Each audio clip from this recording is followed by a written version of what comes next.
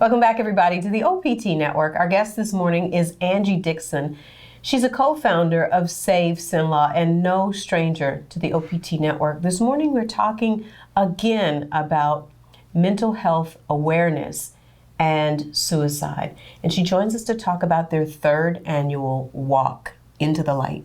Angie, good morning and welcome back. Good morning. Thank you for having us. So this walk is so critically important and so big because we have all sorts of walks, but now we're really starting to talk about mental health and mental health awareness.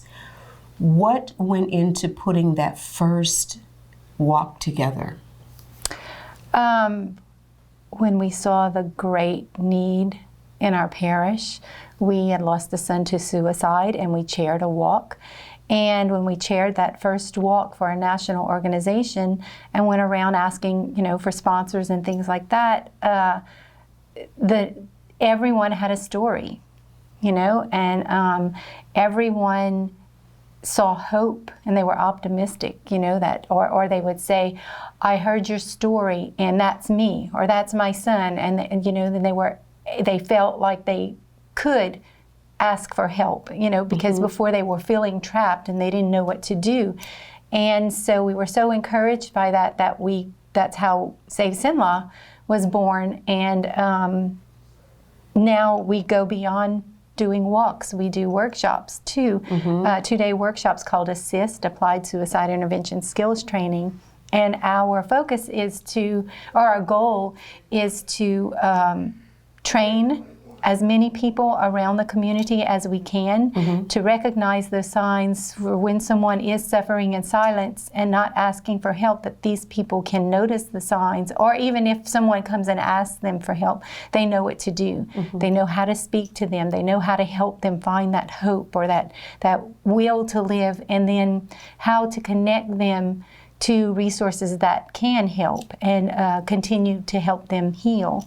So this walk, too, is this particular walk is going to be featuring short testimonies of different people, all professions that have used ASSIST and helped people to encourage others to do the same, because this is a community health issue, and people get upset, when someone suicides. It's very, very sad, and everyone's thinking that they need to do something, but we are the they. Right. The community is the they, and so we are the ones that have to do something. That's right. And so learning a life skill that will help recognize those signs and know what to do for that person is vital to getting rid and decreasing suicide. Right. And suicide is 100% preventable. Yes. If we know the signs, and that's where the ASSIST piece comes in. And so I'm wondering what the feeling is like at these walks where people are finally coming from behind the mask of shame. Well, from all different aspects, they have the ones who never understood, and that's the never ones, understood mental illness, and those are the ones that are going to, plays a big factor in lifting the stigma, because once they understand, there's no judgment anymore, there's no labeling anymore from those people. And then the ones who are suffering in silence, and they're afraid to ask for help because they don't want to be stigmatized, labeled, further pushed away, and then the ones who are watching their loved ones and they don't know how to help. Wow. So there are so many components that surround mental illness, and so I wonder, on this journey for you and Andy and your co-founders and everybody that has been affected by someone that has taken their life, is it helping your healing process? I have a long story. I like helping people. I think I was born to like to help people. Part of your gift. Part of my gift. And so when I tell Adam's story, our story, in a way that is helping someone else to maybe know how to cope or know how to get help, then I'm okay. I'm good with that. Does that make you feel gratified in that maybe that family or that person won't have to endure what your family did? Yes, but I take credit for nothing that I do. And you know that I know that.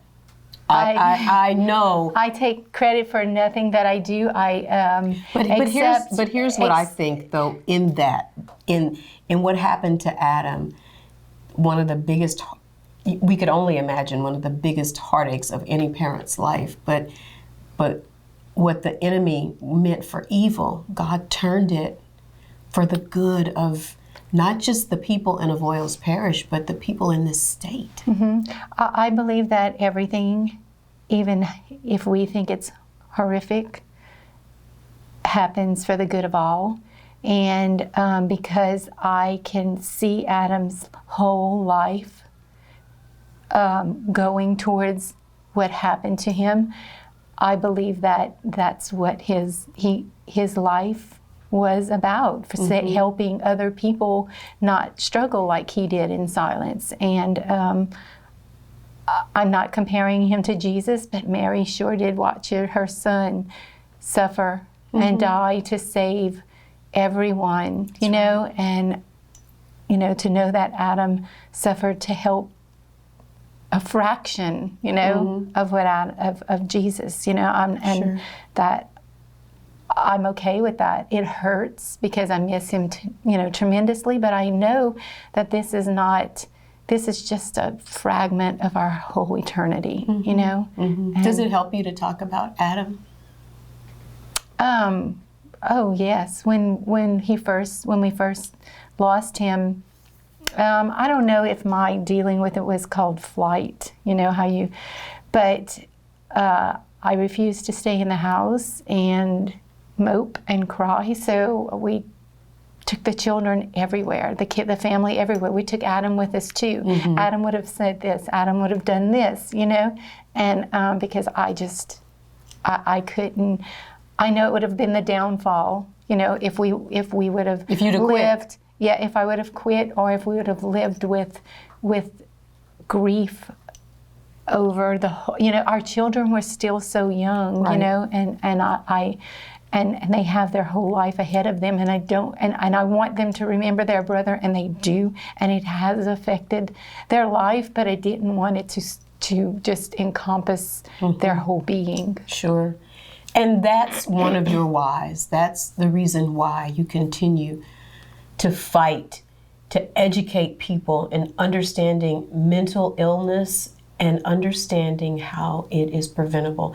And this walk is going to take place where? October 19th. Check in at the fire station because we have in Marksville, sorry. And we have things to do when we check in. We're also going to have a butterfly release this year. It's new, and it's going to be a mass release, but also we'll have individual butterflies for people to purchase if they want to release their own butterfly in memory of their loved one. And the names of those people that have gone on to glory will be they will be called at that time. Yes, we'll have like a memorial. We'll call out the names of those people. It's going to be very what's the word? Serious. It's going to be serious, but it's also going to be a lot of fun. You know, we have the YCP boys coming out. We have Voiles Charter is going to sing. The Axe team is going to sing. Carolyn Mills is going to sing. So there's going to be a lot of activities. And then we have a race, and we have jambalaya food. You know, a lot of food and a lot of vendors coming out to. So it's going to be a good time. It's going to be a time of celebration, but it's going to also be a time of remembrance. So we're going to have all the information up on the screen. Angie, we thank you for yours and Andy's and your co-founders' continued commitment to raising awareness. Thank you so much. Thank you. Hey everybody, stay on point. We're back after this.